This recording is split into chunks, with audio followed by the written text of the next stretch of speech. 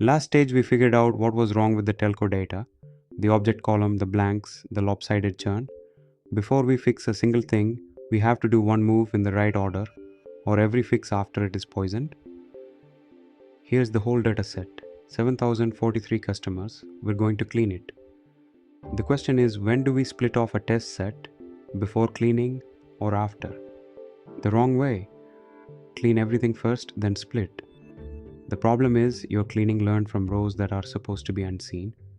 The median you filled with, the categories you encoded, they all saw the test rows, that's leakage. The right way, split first, lock the test set in a drawer.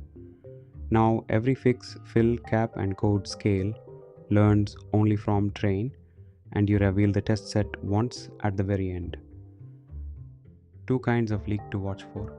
Target leakage, a feature that secretly contains the answer, and train test contamination, computing any statistic over the whole set before splitting. Both make your score a lie. Let's do the one move that protects everything downstream, the stratified split. We load the raw CSV, all 7000 rows, 21 columns, and pull churn out as the target. Then train test split 80% train, 20% test with random state of 42, so it's the same split every run. The keyword is stratify on churn. That keeps the churn rate about 26.5%, identical in both halves, so the test set is a fair mirror. We print the shapes and the churn rate in each half. They match. From here on, the test set is sealed.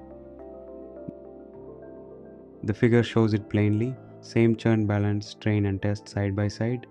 That's a clean split. Now the test set is locked away.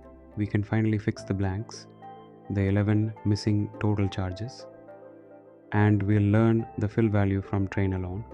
That's next. Thanks for watching. Like and subscribe for more videos like this, and I'll see you in the next one.